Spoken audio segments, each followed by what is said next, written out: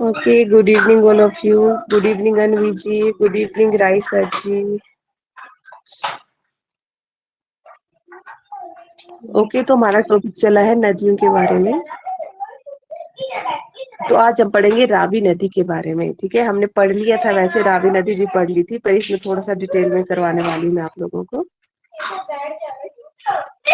एक मिनट।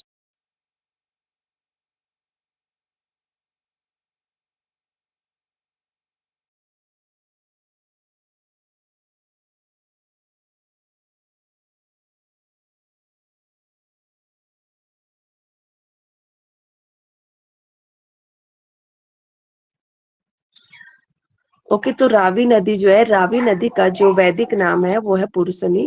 ठीक है, वैदिक रावी नदी का वैदिक नाम है पुरुषनी, और प्राचीन नाम क्या है इसका? इरावती है। और जो रावी नदी है इसको स्थानीय भाषा में रोती भी कहा जाता है। ओके, जो रावी नदी है स्थानीय भाषा में इसको रोती कहा जाता है।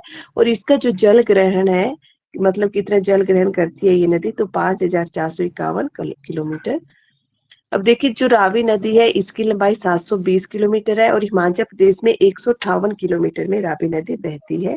और रावी नदी का जो उद्गम स्थल है वो है बड़ा भंगाल। ठीक है, जो बड़ा भंगाल है वहां से रावी नदी का उद्गम स्थल है। रावी नदी जो है मतलब निकलती है। अब देखिए, जो बड़ा भंगाल है वहां पर भी भांदल वो जो तंदगिरी दो नदियां हैं। ठीक है, भांदल और तंदगिरी दो नदियां हैं। इन दोनों का जो संगम स्थान है वहां से बड़ा भंगाल में। ठीक है, भांदल और जो तंदगिरी है, वैसे ये ग्लेशियर है दोनों।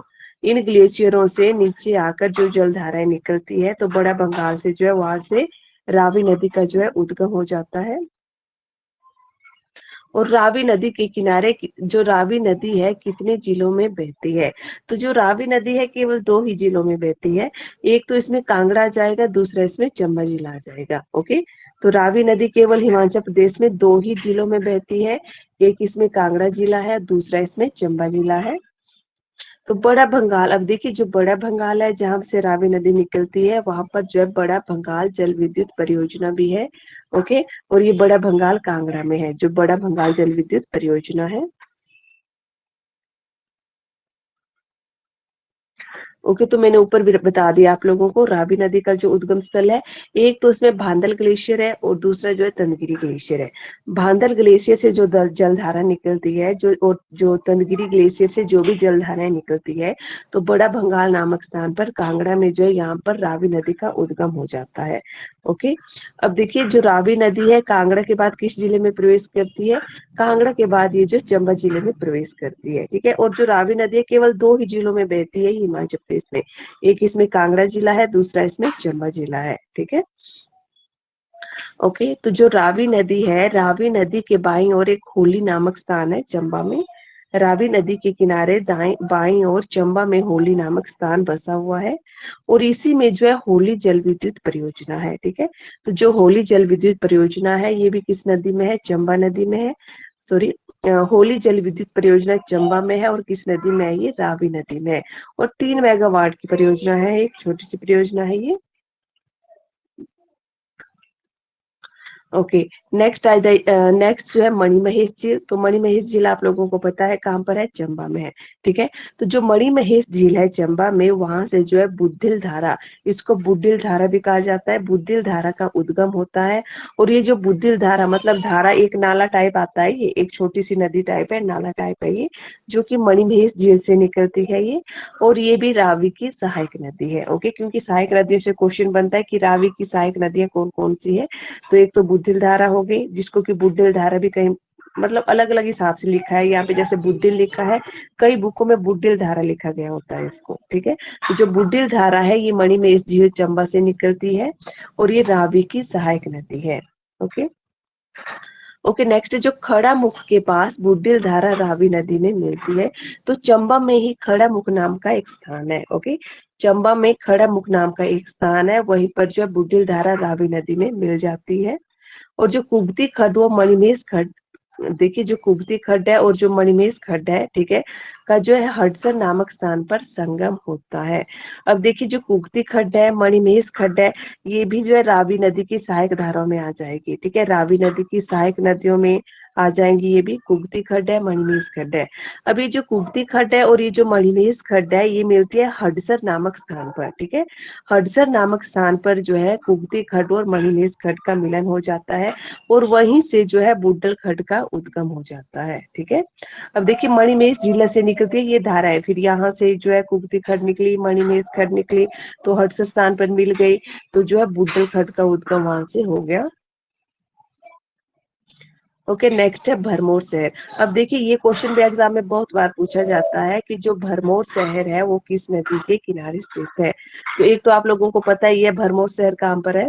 ओके, बताइए आप लोग भरमौर शहर कहाँ पर है। चंबा, चंबा में।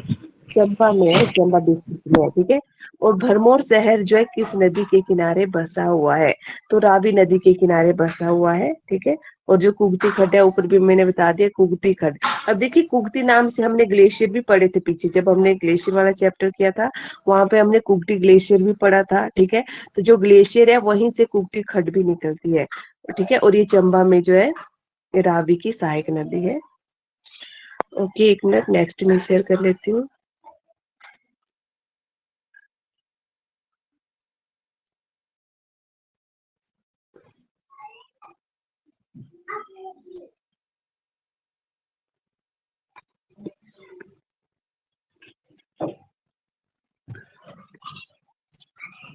ओके, नेक्स्ट है बैराखंड। अब देखिए जो नेक्स्ट है बैराखंड, तो रावी की सहायक नदी है बैराखंड जो है, ये भी रावी की सहायक नदी है और कहाँ पर है, ये चंबा में है। अब देखिए चंबा में जो भी नदियां वगैरह आएगी ना, जो भी सहायक खड्डे होंगी या तो वो चंबा की होंगी या तो वो कांगड़ा की होगी, क्योंकि जो रावी नदी है केवल 2 ही जिलों में बहती है। और किन किन जिलों में बहती है रावी, आप लोग बताएंगे कौन कौन से जिले हैं जहाँ पर रावी नदी बहती है। चंबा और कांगड़ा। और कांगड़ा। ओके, चंबा और कांगड़ा जिलों में बहती है रावी नदी। ओके, तो जो बैराखंड है ये चंबा में है और ये भी क्या है, रावी की सहायक नदी है, ठीक है। हिमगिरी के छतरी गांव में बैराखंड जो है स्यूल नदी में मिल जाती है। अब ये जो बैराखंड है ये सतलुज रावी की सहायक नदी में आ जाती है और यही बैराखंड जो है स्यूल नामक नदी में मिल जाती है और ये स्यूल नदी भी आगे चलकर जो है रावी में मिल जाती है, ठीक है। ओके, अब देखिए जो स्यूल नदी है रावी की सहायक नदी है, स्यूल का नाम ऊपर भी आ गया है। ओके, और जो लोअर चुराहा के पास चोहड़ा नामक स्थान पर स्यूल नदी रावी में मिलती है, ठीक है। ये क्वेश्चन भी पूछा जाता है एग्जाम में कि जो स्यूल नदी है किस नदी की सहायक नदी है, रावी नदी की ये सहायक नदी है। और जो स्यूल नदी है ये रावी नदी में किस स्थान पर मिलती है, तो जो स्यूल नदी है ये रावी नदी में चोहड़ा नामक स्थान पर मिलती है। ओके, नेक्स्ट है तीसा नदी, तो ये भी रावी नदी की सहायक नदी है। तो बैरा की सहायक नदी, अब देखिए जो बैरा है, अब आप लोग इसमें कंफ्यूज मत हो जाना। अब ये जो कुछ जल धाराएं ऐसी है ना, जैसे कि ये जो तीशा है ये बैरा में मिल जाती है, बैरा स्यूल में मिल जाती है, तो इनके क्वेश्चन इस तरह से भी पूछे जा सकते हैं कि स्यूल नदी किसकी सहायक नदी है, ठीक है। तो स्यूल नदी जो है रावी की सहायक नदी है। तो इसमें एक क्वेश्चन और पूछा जा सकता है कि बैराखंड जो है किसकी सहायक नदी है, उसमें रावी ऑप्शन अगर नहीं दिया होगा तो स्यूल की सहायक नदी है रावी, ठीक है। स्यूल की सहायक नदी है बैराखंड, ठीक है। वैसे जो बैराखंड है ये सूल में मिल जाती है और ये जो तीसा खड्ड है ये तीसा खड्ड जो है बैरा की सहायक नदी है, ठीक है। मतलब जो तीसा खड्ड है ये बैरा नदी में मिल जाती है, इसलिए ये रावी की सहायक भी हो गई और इसकी भी सहायक हो गई, दोनों की। ओके, तो जो तीसा खड्ड है बैरा की सहायक नदी है जो कि खखड़ी नामक स्थान पर बैराखंड में मिलती है। तो खखड़ी नामक स्थान है एक चंबा में, वहां पर जो तीसा खड्ड है वो बैरा में मिल जाती है। ओके, और बैरा नदी किसकी सहायक नदी है, बैरा मैम नदी किसकी सहायक। बैराखंड जो है वैसे तो नदी की है, लेकिन हम्म, सयूल नदी की भी है। हाँ, मतलब कंफ्यूज इसमें आप लोगों ने कंफ्यूज नहीं होना है, ठीक है। बैराखंड जो है रावी की भी हो जाएगी, ठीक है, तीसा की भी हो जाएगी, पर इतना छोटा क्वेश्चन नहीं पूछा जाएगा कि तीसरा की सहायक नदी कौन सी है ना। वैसे रावी का ही क्वेश्चन आएगा क्योंकि हम लोग जो है एचएस लेवल में तैयारी नहीं कर रहे हैं। एचएस लेवल में ये सारी चीजें पूछी जाती है, डीप से डीप चीजें पूछी जा सकती है। हमारा नॉर्मल जीके होता है तो इसमें इतना डीपली नहीं आएगा। ओके, नेक्स्ट जो चंबा में देखिए जो चनेड़ है, सरू है, साल नाला है, तुंडाह है, छतरानी नदी है, तो चंबा में ये रावी की सहायक नदियां हैं, ठीक है। एक तो चनेड़ नदी है, सरू नदी है, शॉल नदी है, तुन्नाह नदी है, ठीक है। और जो छतरानी नदी है ये सारी चंबा में रावी की सहायक नदियां हैं। ओके, अब देखिए एक खेरिस्तान है चंबा में। खेरिस्तान है किस लिए फेमस है ये? तो जो रावी नदी है चंबा में खेरिस्तान से एचपी से निकलकर जम्मू कश्मीर में प्रवेश करती है। ओके, तो जो रावी नदी है पहले तो कांगड़ा से चंबा में प्रवेश करती है, और चंबा से ये रावी नदी जो है खैरी नामक स्थान से हिमाचल प्रदेश से बाहर निकल जाती है और अन्य किस जिले में प्रवेश कर देती है? ये जम्मू कश्मीर में ये प्रवेश कर देती है। ओके ओके, तो जो रावी और चिनाब दो नदियां हैं वो जम्मू में, अब देखिए जो रावी वो, अब देखिए हिमाचल प्रदेश की जो रावी नदी है और जो चिनाब नदी है केवल दो नदियां हैं जो कि जम्मू में प्रवेश करती हैं। ओके, एक क्वेश्चन ये भी पूछा जाता है कि हिमाचल प्रदेश की जो 5 प्रमुख नदियां हैं उनमें से कौन सी नदियां हैं जो जम्मू में प्रवेश करती है? एक तो रावी नदी और दूसरा चिनाब नदी। ठीक है, तो जो रावी नदी है ये चंबा के खैरी नामक स्थान से हिमाचल प्रदेश को छोड़कर जम्मू कश्मीर में प्रवेश कर देती है। ओके, अब ये जो रावी नदी है इसमें कुछ जल विद्युत परियोजनाएं भी हैं। ठीक है, जैसे सतलुज, व्यास और रावी, इन 3 नदियों में बहुत सारी जल विद्युत परियोजना बनी हुई है। तो देखिए रावी नदी में कौन कौन सी जल विद्युत परियोजना है? वैसे जो जल विद्युत परियोजनाएं हैं इनको हम डिटेल में भी आगे करेंगे, बट जब नदियों का चैप्टर चला है ना तो बस इनके नाम याद रख लेना आप इतना, है ना।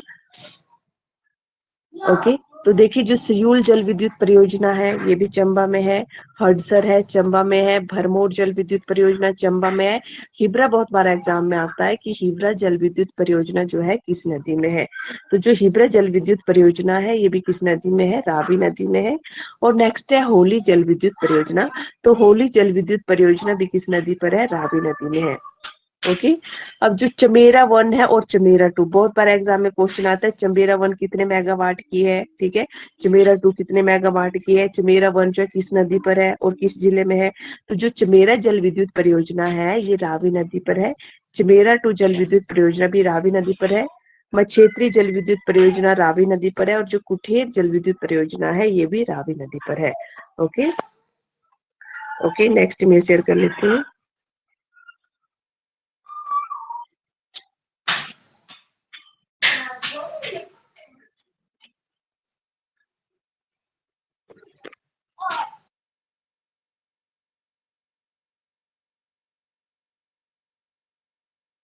ओके, तो नेक्स्ट पढ़ेंगे हम चिनाब नदी के बारे में। तो हिमाचल प्रदेश की सबसे लंबी नदी कौन सी है? सतलुज नदी है। ठीक है, और जल घनत्व के आधार पर हिमाचल प्रदेश की सबसे लंबी नदी कौन सी आ जाएगी? तो ये आ जाएगी चिनाब। चिनाब नदी। ठीक है, चिनाब है। तो चिनाब नदी भी 2 जिलों में बहती है। रावी नदी भी 2 जिलों में बहती थी। तो रावी नदी किन 2 जिलों में बहती थी? मैम कांगड़ा और चंबा। कांगड़ा और चंबा में। ओके, तो जो चिनाब नदी है ये भी 2, तो ये जो चिनाब नदी है ये भी 2 जिलों में बहती है, एक तो लाहौल स्पीति में और दूसरा चंबा में। ओके, तो हिमाचल प्रदेश की बात हो रही है तो हिमाचल प्रदेश के सिर्फ 2 जिलों में चिनाब नदी बहती है, एक तो लाहौल स्पीति में बहती है और दूसरा जो है चंबा में बहती है। ठीक है, तो चिनाब नदी की लंबाई 1200 किलोमीटर है और हिमाचल प्रदेश में 122 किलोमीटर में ये बहती है। ओके, और जल घनत्व 7300 किलोमीटर है इसका। तो चिनाब नदी का वैदिक नाम असिकिनी है और संस्कृत नाम, वैसे संस्कृत नाम तो इसका इतना पूछा नहीं जाता, वैसे चंद्रवन कहा जाता है इसको, कई जगह जो चंद्रभागा भी कहा जाता है ना, जो संस्कृत नाम है। ओके, तो ये चीजें वैसे मैंने एक एक बार ऊपर वाला तो कंटेंट पढ़ा दिया था। चलिए जो मेन पॉइंट है यहाँ से आते हैं। अब देखिए एक स्वांगला जनजाति है। ठीक है, जो स्वांगला जनजाति है ये लाहौल में है। ओके, जो स्वांगला जनजाति है ये लाहौल में है, लाहौल स्पीति के लाहौल में रहती है स्वांगला जनजाति। बहुत बार एग्जाम में भी पूछा जाता है स्वांगला जनजाति हिमाचल प्रदेश के किस जिले में निवास करती है। ओके, अब देखिए जो चिनाब या चंद्रभागा नदी के आसपास के इलाके में ये जो निवास करती है। ठीक है, अब देखिए जो स्वांगला जनजाति है चिनाब और चंद्रभागा नदी के आसपास के इलाकों में ये निवास करती है। अब अच्छा आप लोग मेरे को ये बताइए कि ये जो स्वांगला जनजाति है ये किस तरह से जो है चिनाब नदी से जुड़ी हुई है?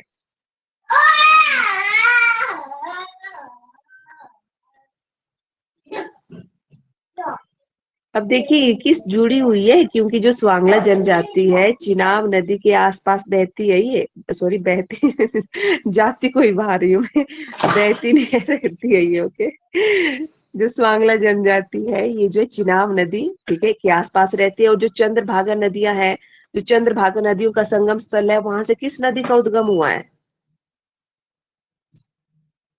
क्योंकि पूरी चंद्रभागा नदी के आसपास, चंद्रभागा नदी का जो संगम स्थल है वहां से कौन सी नदी बनती है? हम चिनाब नदी बनते हैं। चिनाब नदी बनती चिनाब। है ये, ठीक है, चिनाब नदी है। तो देखिए इसमें एक तो ये भी क्वेश्चन पूछा जा सकता है कि स्वांगला जनजाति जो है कहाँ मतलब स्वांगला जनजाति के पास जो है कौन सी जनजाति, एक मिनट सॉरी, एक तो एक क्वेश्चन इस तरह से पूछा जा सकता है कि चंद्रभागा नदी के आसपास कौन सी जनजाति रहती है, तो स्वांगला जनजाति। एक क्वेश्चन वो घुमा फिरा के इस तरह से भी पूछ सकते हैं, चिनाब नदी के आसपास कौन सी जनजाति रहती है, तो स्वांगला जनजाति आ जाएगा। ओके, एक मिनट।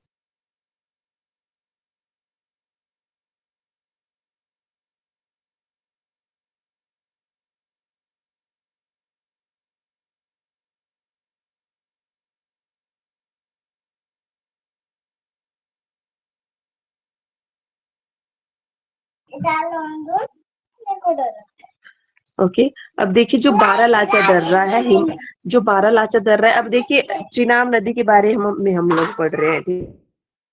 स्थान आ रहे हैं मतलब उसका चिनाब नदी से कोई ना कोई रिलेशन ही है, इसलिए उस स्थान मैंने यहाँ पर ऐड किए हैं। अब जो बारालाचा दर्रा है इसको हिमाचल प्रदेश का चौराहा भी बोला जाता है, ठीक है।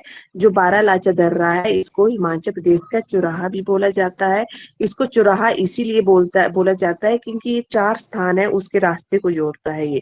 जैसे लाहौल हो गया, स्पीति है, लद्दाख और जास्कर, ठीक है। लाहौल, स्पीति, लद्दाख और जास्कर 4 स्थानों को जोड़ता है ये। इसीलिए जो बारालाचा दर्रा है इसको हिमाचल प्रदेश का चौराहा भी बोला जाता है, ठीक है। अब देखिए जो चिनाब नदी का एक क्वेश्चन देखिए, अच्छा चलो इस चार्ट को मैं आप लोगों को पहले समझा लेती हूँ, उसके बाद ही आप लोग समझ पाएंगे। अब देखिए जो बारालाचा दर्रा है, बारालाचा दर्रे के पास जो चंद्रताल और सूरजताल जो 2 झीलें बनी हुई है, ठीक है।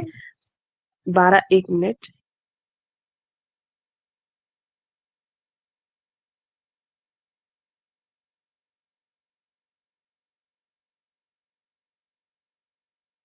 ओके, तो जो बारालाचा दर्रा है उसी के साथ ही एक चंद्रताल झील है और दूसरी जो है सूरजताल झील है। अब आप लोगों को पता होगा कि चंद्रताल झील और सूरजताल झील किस जिले में है? किस जिले में है दोनों जिले? लाहौल स्पीति में। लाहौल स्पीति में। तो जो बारालाचा दर्रा है उसी के पास ही चंद्रताल झील भी है, सूरजताल झील भी है, ठीक है। ये जो चंद्रताल झील है इसी से आगे चलकर जो है चंद्रा नदी निकली है और सूरजताल झील से भागा नदी निकली है, ठीक है। जहां पर ये चंद्रा और भागा दोनों नदियां मिल जाती है तांडी नामक स्थान पर, तो वहां से जो कौन सी नदी निकलती है आगे? वहां से जो चिनाब नदी का चिनाब। उद्गम हो जाता है। हाँ, चिनाब नदी का उद्गम हो जाता है तांडी स्थान पर। कई जगह इसको टांडी का कहा गया है, कई जगह इसको तांडी कहा जाता है। ओके, तो एक क्वेश्चन इसमें ये भी पूछा जा सकता है कि चिनाब नदी का उद्गम जो है किस दर्रे से होता है? ओके, दर्रा पूछा जाएगा तो क्या नाम आ जाएगा? बारालाचा। बारालाचा दर्रा से। ओके ओके, तो ये चीज क्लियर होगी ना आपको। अच्छा, ये जो तांडी जगह है ना, ये जो तांडी जगह है ये एक तो इसलिए फेमस भी है क्योंकि जो गुरु विशिष्ट थे ना, जो ऋषि विशिष्ट थे उनकी समाधि स्थल भी है। और जो द्रौपदी है, द्रौपदी को भी इसी स्थान पर जो है समाधि दी गई थी, मतलब जलाया गया था ना, जो तांडी नामक स्थान पर है यहीं पर। ओके, नेक्स्ट है जो जास्कर नदी है, ये भी भागा की सहायक नदी है और जो दारचा नाम पर स्थान पर ये मिलती है, ठीक है। जो जास्कर नदी है ये भागा की सहायक नदी है, ठीक है। और ये जो दारचा नामक स्थान पर मिलती है। ओके, और देखिए मुल्किया खड्ड है, चिनाब की सहायक नदी है। ओके, मुल्किया खड्ड भी चिनाब की सहायक नदी आ जाएगा। अच्छा, मुल्किया ग्लेशियर भी पढ़ा था हम लोगों ने ना, एक मुल्किया ग्लेशियर। तो ग्लेशियर है तो नेचुरली बात है वहां से खड्ड तो कोई ना कोई निकलेगी निकलेगी, है ना। ओके, नेक्स्ट है इसमें केलांग किस नदी के किनारे है? अब देखिए जो केलोंग है किस नदी के किनारे है, तो जो केलोंग स्थान है वो किस लिए है प्रसिद्ध? जो लाहौल स्पीति का मुख्यालय है वो कहाँ पर है? जल्दी बताइए। केलोंग। केलोंग में है लाहौल स्पीति का मुख्यालय। ओके, और सर्वाधिक ऊंचाई पर स्थित जिला मुख्यालय है केलोंग, ठीक है। और ये जो केलोंग है ये किस नदी के किनारे है? तो ये है भागा नदी के किनारे। ओके, जो केलोंग है ये भागा नदी के किनारे है। और ये गोमुर मठ भी है, ठीक है। गोमुर मठ ये भी भागा नदी के किनारे है। लाहौल स्पीति का ही है ये भी।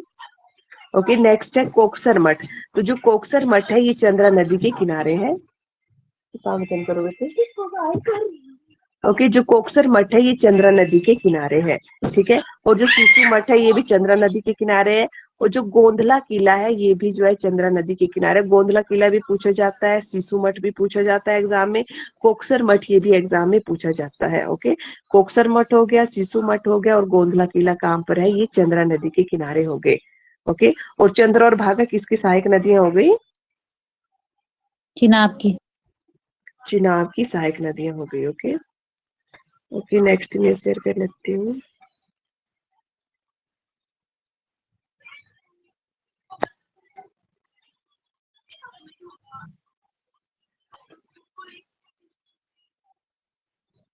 ओके, आप लोग स्क्रीन ना अपने हाथ से भी बड़ी छोटी कर सकते हैं। आप लोग, आपको जूम करनी होगी तो आप अपनी स्क्रीन में उसको जूम भी कर सकते हो।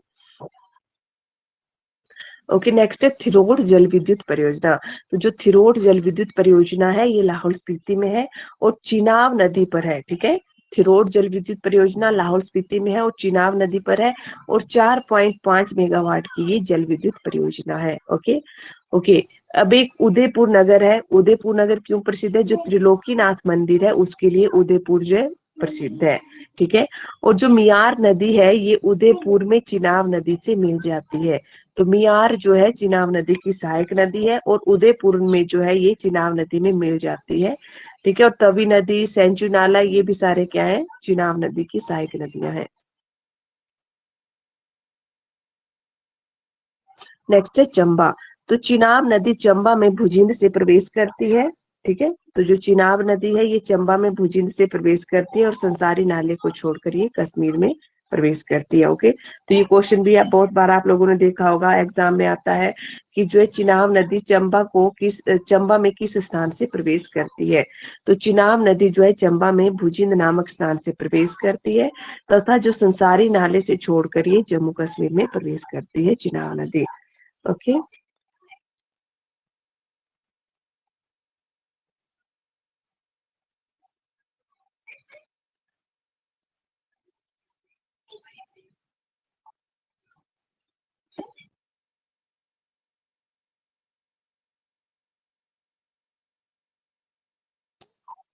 ओके, तो लास्ट है हमारा यमुना नदी के बारे में।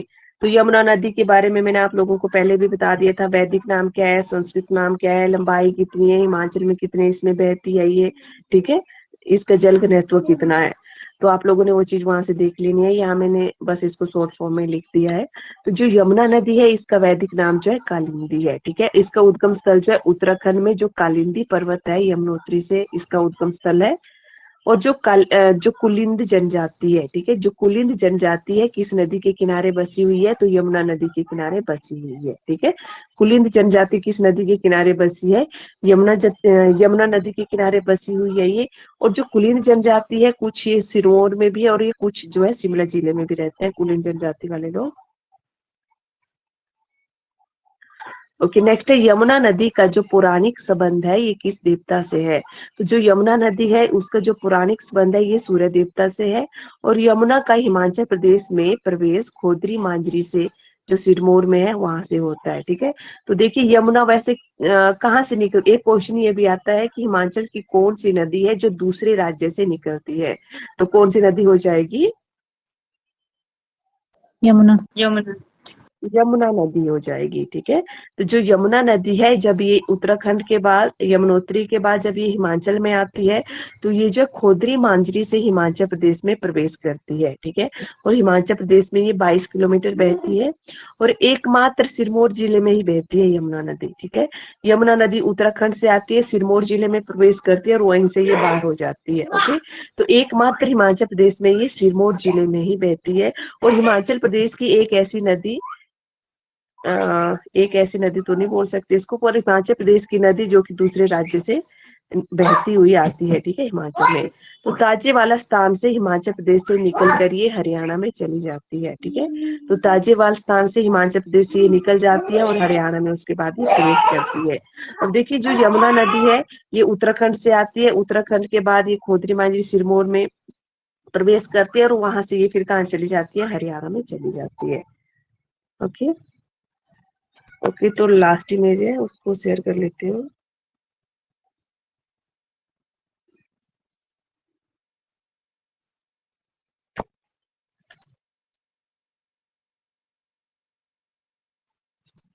ओके, तो जो यमुना नदी है, तो यमुना नदी की जो सहायक नदियां हैं कौन कौन सी है? यमुना नदी की जो सहायक नदियां हैं, एक तो गिरी है, जलाल है, टोंस है, पब्बर है, ठीक है, पटसरी है और आंध्रा है, ठीक है। देख लेते हैं पहले जो गिरी नदी है। तो गिरी नदी यमुना की सहायक नदी है, इसको गिरी गंगा भी कहा जाता है। तो गिरी नदी जो है कुप्पर चोटी जुब्बल से निकलती है, ठीक है, गिरी नदी कुप्पर चोटी जुब्बल से निकलती है।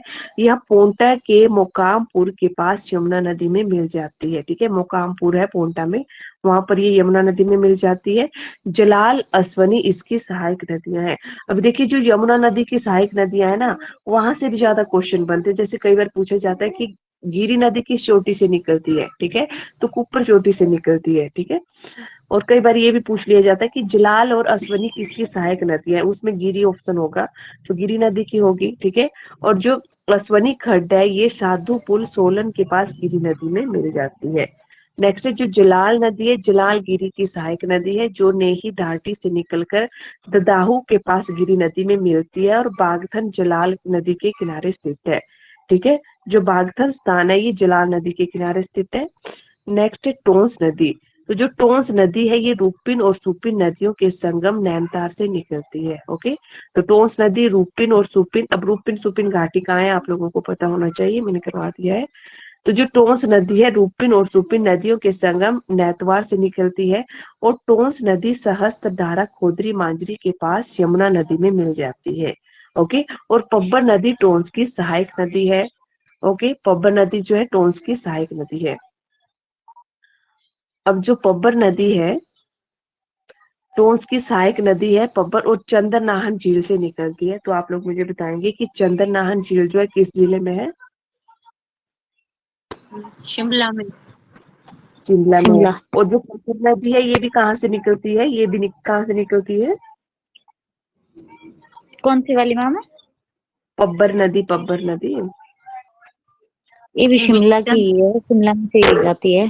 शिमला से ही निकलती है ये चंद्रनाथ झील से, क्योंकि जो चंद्रनाथ चंद्रनाथ। झील है ये शिमला में है। तो चंद्रनाथ झील से ही पब्बर नदी निकलती है, तो उद्गम स्थल इसका शिमला ही हो गया ना। तो पब्बर नदी चक्राता के पास टोंस नदी में मिलती है और पटसरी और आंध्रा नदी पब्बर की सहायक नदियां हैं, ओके। पटसरी और आंध्रा नदियां जो है पब्बर की सहायक नदियां हैं। और जो पटसरी नदी है ये खड़ा पत्थर शिमला से निकलकर पटसरी जो है पब्बर नदी में मिल जाती है। नेक्स्ट है आंध्रा नदी चिड़गांव में पब्बर नदी में मिलती है, ठीक है। तो जो आंध्रा नदी है चिड़गांव में पब्बर नदी में ये मिलती है। और चिड़गांव जो है रोहनू नेरवा इसके किनारे बसे हैं, ठीक है। चिड़गांव, रोहनू, नेरवा आदि जो है आंध्रा नदी के किनारे बसे हुए हैं। तो ये हो गई यमुना की सहायक नदियां, गिरी है, जुलाल है, टोंस है, पब्बर है, पटसरी है और जो आंध्रा नदी हो गई, ओके। ओके, इसमें एक लास्ट इमेज और बच जाती है।